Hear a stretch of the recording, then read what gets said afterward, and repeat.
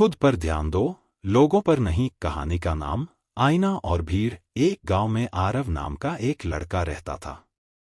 वह बहुत ही मेहनती था, लेकिन उसका एक बड़ा दोष था। वह हमेशा लोगों की बातें सुनता और उसी हिसाब से अपने निर्णय लेता।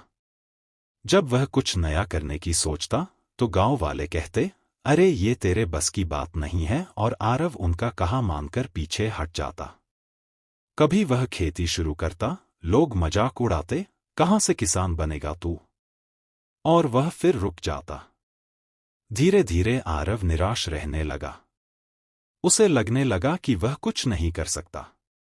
एक दिन वह गांव के बाहर एक संत से मिला। संत ने मुस्कुराते हुए कहा, बेटा, लोग तो हमेशा कुछ न कुछ कहेंगे।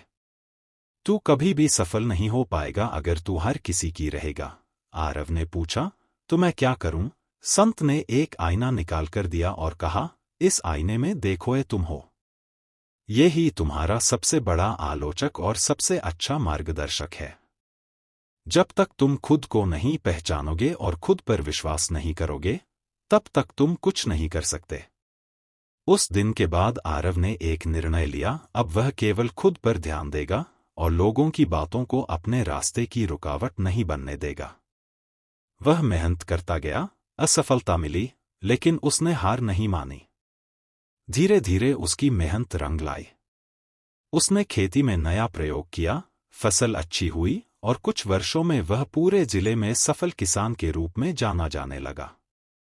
अब वही लोग जो कभी उसका मजाक उड़ाते थे, उसकी सराहना करते थे।